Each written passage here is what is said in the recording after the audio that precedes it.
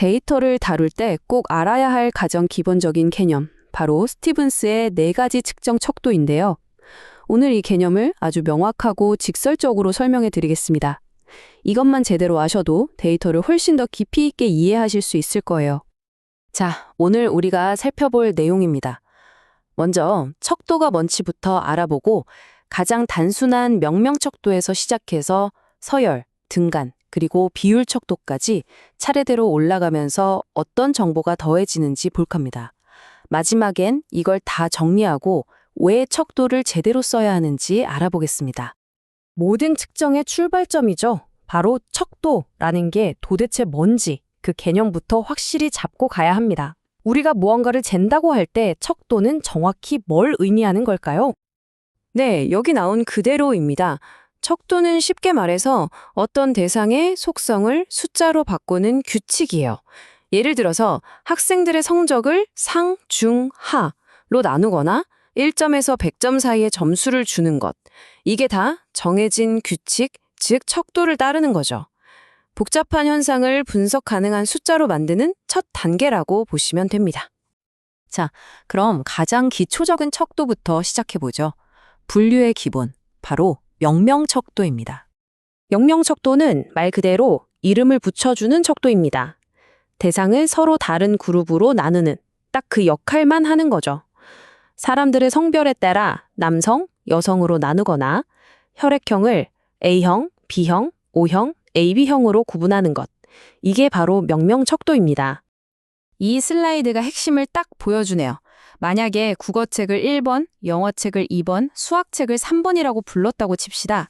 그렇다고 3번 책이 1번 책보다 3배 더 중요하다거나 1번이랑 2번을 더할 수 있다는 뜻이 전혀 아니죠. 이 숫자들은 그냥 얘네들은 서로 다른 책이야 라는 걸 알려주는 이름표일 뿐입니다. 네, 바로 이겁니다. 국어에 1, 영어에 2를 줬다고 해서 숫자 2가 1보다 크다는 수학적인 의미는 전혀 없어요. 그냥 서로 다른 과목이다라는 걸 구별하기 위한 기호일 뿐이죠.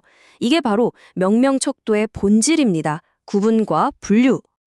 자, 그럼 명명척도의 분류 기능에다가 새로운 정보, 바로 순서라는 걸 한번 더해볼까요? 두 번째 수준, 서열척도에 대해 알아보겠습니다.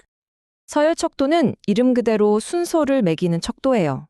뭐가 더 높고 낮은지, 뭐가 더 좋고 나쁜지 이런 상대적인 순위를 알려주죠. 달리기 경주의 1등, 2등, 3등 아니면 만족도 조사에서 매우 만족, 만족, 보통, 불만족 같은 것들이 대표적인 예입니다. 여기서 아주 중요한 특징이 나옵니다. 1등이 2등보다 잘했고 2등이 3등보다 잘했다는 순서는 우리가 알 수 있어요. 하지만 1등과 2등의 실력 차이가 2등과 3등의 실력 차이와 똑같은지는 전혀 알 수가 없다는 겁니다. 그 간격에 대한 정보는 쏙 빠져 있는 거죠. 그렇죠. 1등이 2등보다 잘했다는 순서는 알지만 그 점수 차이가 1점인지 10점인지는 알 수 없다는 겁니다. 바로 이 간격 정보를 추가하는 게 다음 단계의 척도가 되겠습니다. 서열 척도에 빠져있던 동일한 간격이라는 개념을 추가해 보겠습니다. 세 번째 척도인 등간 척도는 측정의 정밀도를 한 단계 더 높여줍니다. 등간 척도의 핵심은 바로 간격이 동일하다라는 겁니다. 가장 대표적인 예가 바로 온도계인데요. 섭씨 10도에서 20도로 올라갈 때의 온도 차이랑 20도에서 30도로 올라갈 때의 온도 차이는 정확히 같죠? 모든 눈금 사이의 간격이 동일한 값을 갖는다는 뜻입니다. 그런데 등간 척도에는 아주 중요한 한계점이 하나 있습니다. 바로 절대 0점이 없다는 거예요. 온도계의 0도를 한번 생각해 보세요. 이게 온기가 완전히 없는 상태를 의미하나요? 아니죠. 0도보다 더 추운 영하의 온도가 분명히 존재하잖아요. 이처럼 0이 완면한 없음을 의미하지 않는다는 것, 이게 바로 다음에 볼 비율 척도와의 결정적인 차이점입니다. 이렇게 간격이 동일하기 때문에 우리는 드디어 덧셈과 뺄셈 같은 계산을 할 수 있게 됩니다. 어제보다 5도 더 덥다라고 말할 수 있게 되는 거죠. 서열 척도에서는 그냥 어제보다 순위가 한 단계 높다라고만 말할 수 있었던 것과 비교하면 훨씬 더 정밀한 정보를 주는 겁니다. 자, 이제 등간 척도의 모든 속성에 마지막 퍼즐 조각, 절대 0점을 더해보겠습니다. 측정의 최종 단계, 비율 척도입니다.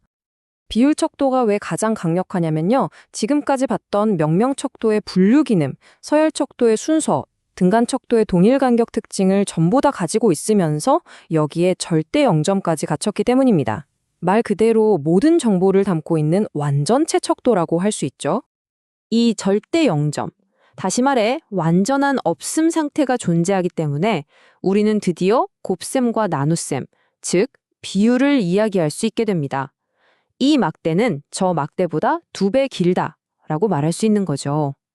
등간 척도에서는 섭씨 20도는 10도보다 2배 덥다라고 말할 수 없었던 것과는 근본적으로 다른 점입니다. 네, 여기 보이는 길이, 무게, 시간 같은 측정값들이 바로 비율 척도의 대표적인 예입니다. 여기서 0cm는 길이가 없다, 0kg은 무게가 없다, 0초는 시간이 흐르지 않았다를 의미하죠. 0이 진짜 없음을 뜻하는 겁니다. 그러니까 이 둘을 구분하는 핵심은 뭐다? 바로 절대 0점입니다. 섭씨 0도가 온도가 아예 없다는 뜻은 아니지만 0kg은 무게가 아예 없다는 뜻이죠. 자, 지금까지 살펴본 4가지 척도를 한눈에 정리해보고요. 이 개념을 아는 게 실제로 왜 중요한지 이야기하면서 마무리하겠습니다. 이 표가 모든 걸 요약해주네요. 단순 분류만 하는 명명 척도에서 시작해서 순서 정보가 추가된 서열 척도, 동일 간격이 더해진 등간 척도, 그리고 마지막으로 절대 0점까지 갖춘 비율 척도까지. 각 척도가 어떤 정보를 담고 있는지, 예시는 뭐가 있는지 다시 한번 확인해 보세요. 정보의 양이 계단처럼 차곡차곡 쌓이는 게 보이실 겁니다. 이 척도를 제대로 이해하는 게 정말 중요합니다.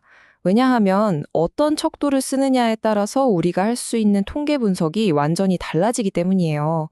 예를 들어 만족도 조사 결과는 서열 척도인데 이걸 가지고 A 제품 만족도가 B 제품보다 2배 높다고 말하면 그건 통계적으로 완전히 틀린 분석이 되는 겁니다.